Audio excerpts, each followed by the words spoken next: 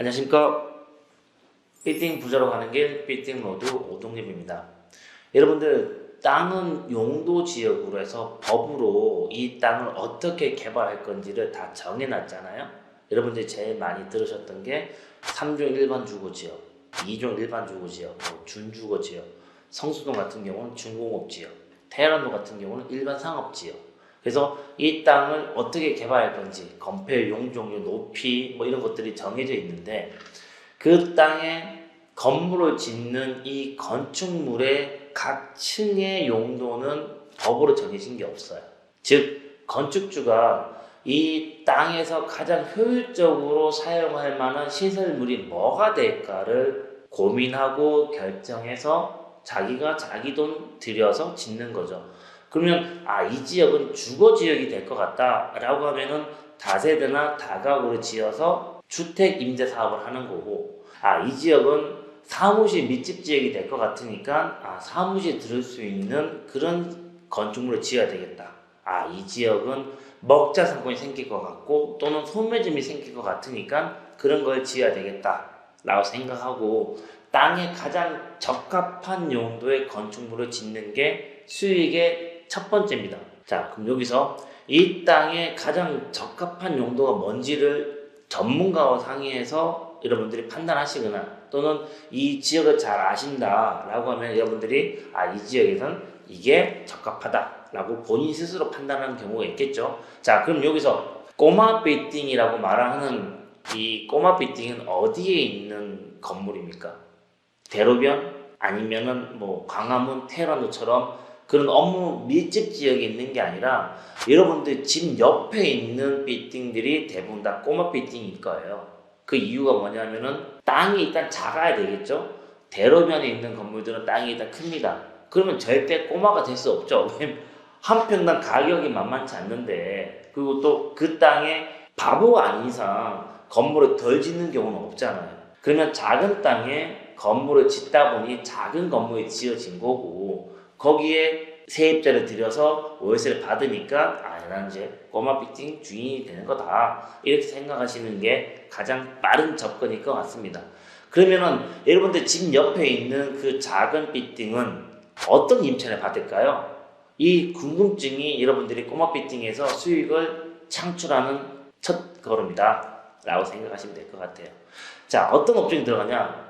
근린생활시설 업종이 들어갑니다. 줄여서 근생시설이라고 얘기하는데, 이 근생시설은 주거지 인접한 곳에서 그 배우 세대들에게 재화나 서비스를 공급해주는 모든 업종들을 근생시설이라고 하는 카테고리에 다 묶어 놓은 거예요.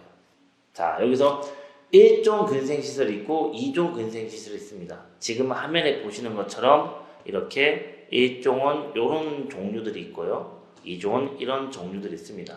똑같이 주민 편의시설을 위한 시설이지만 1종 근생 같은 경우는 규모가 좀 작은 형태라고 보시면 될 것 같고, 2종은 1종보다 조금 큰 형태의 공간을 사용하는 업종이다 라고 생각하시면 될 것 같아요. 자, 휴게음식점, 커피숍입니다. 술을 판매하지 못하고 차나 음료를 판매하는 그런 업종을 휴게음식점이라고 얘기를 합니다. 근데 1종 근생에 들어가는 휴게음식점은 바닥 면적, 그 업종이 있는 바닥 면적이 300제곱미터 미만인 경우에는 1종 근생의 휴게음식점으로 분류가 되는 거죠. 300제곱미터 미만이라는 것은 90.75평이 됩니다. 약 100평 미만이라는 얘기겠죠. 자, 그리고 여러분들한테 옷을 판매하거나 화장품을 판매하는 그런 업종들 또한 1종 근생의 소매점에 들어가 있고 바닥 면적은 1000제곱미터 미만입니다. 이런 식으로 업종에 따라서, 그리고 그 업종이 차지하고 있는 바닥 면적에 따라서 1종, 2종으로 구분 짓습니다. 2종 근생 같은 경우는 대표적인 업종이 일반 음식점입니다. 밥도 팔고 소주나 맥주 같은 간단한 주류도 판매하는 그런 여러분들이 흔히 생각하는 식당이겠죠. 자, 그리고 2종 근생에도 휴게음식점이 있습니다. 아까 1종 근생에 있는 휴게음식점은 300제곱미터 미만이었죠.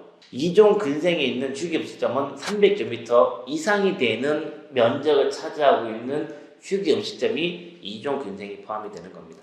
자, 그러면 여러분들 가장 많이 접하는 게 이종 근생이니까 이종 근생은 조금 자세하게 볼게요. 사무소, 그냥 일반 회사가 들어오는 그런 어떤 형태의 용도입니다.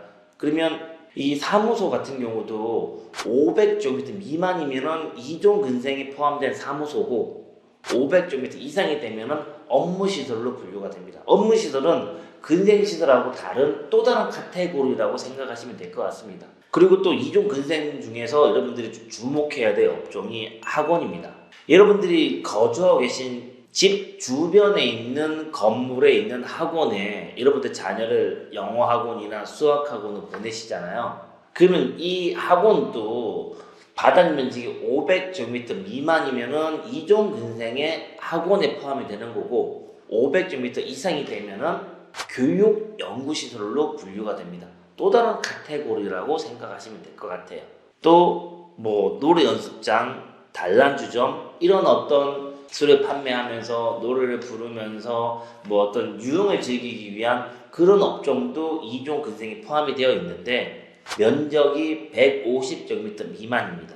이 단란주점 같은 경우는 최근에는 주거지 인접한 곳에 허가가 안 나죠. 예전에 났던 단란주점 허가를 아직까지 유지하고 있는 곳이라고 보시면 될 것 같고요. 바닥 면적은 150제곱미터 미만인 경우에만 가능하다라고 생각하시면 될 것 같습니다.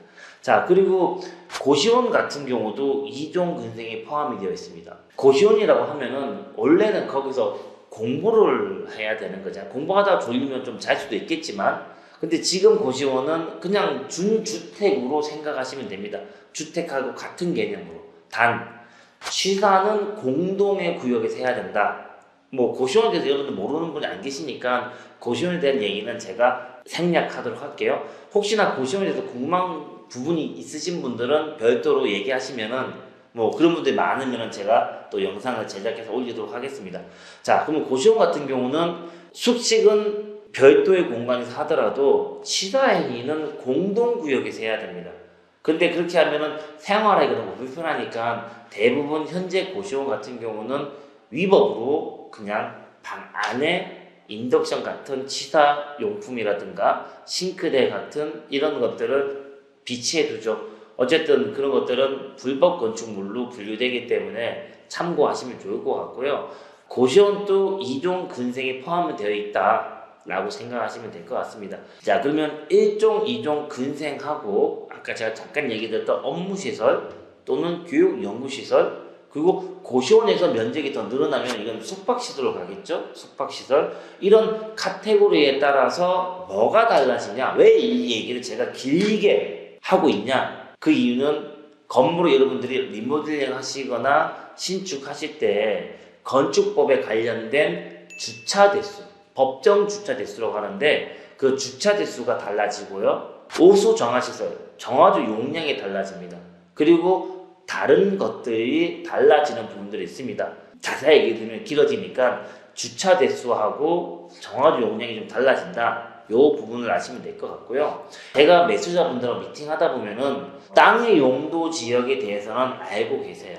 뭐 2종 일반 주거지역인지 3종 일반 주거지역인지 준주거지역인지 이런 것들에 대한 개념을 좀 갖고 오시는데 건축물의 용도에 대해서는 개념이 없는 분들이 상당히 많이 계십니다. 이 건축물의 용도에 대한 개념을 왜 갖고 계셔야 되냐 하면은 빌딩이라는 게 한 번 지어졌다가 1년 있다가 허물지 않아요.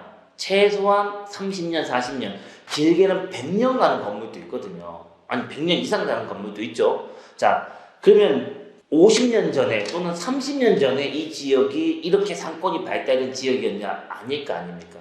그 대표적인 곳이 강남구고, 성동구고, 용산구고, 서초구고 이런 지역들이겠죠. 30년 전에는 다 주거지역이었고 그냥 논밭이었는데 지금은 이 지역이 큰 빌딩들이 들어오고 먹자 상권이 생기고 이렇게 바뀌어 있는 거잖아요. 그러면 예전에는 그 건물은 그때 상황에 맞게끔 지어 놓은 거죠. 단독주택이나 다가구나 다세대. 근데 지금은 여기 생기고 큰 건물이 들어서고 사람들이 모이고 회사가 들어오고 먹자 상권이 생기고 그러면서 상권이 커지다 보니 주거지역이 예전엔 맞았지만 지금은 유행이 지난 옷 같은 느낌.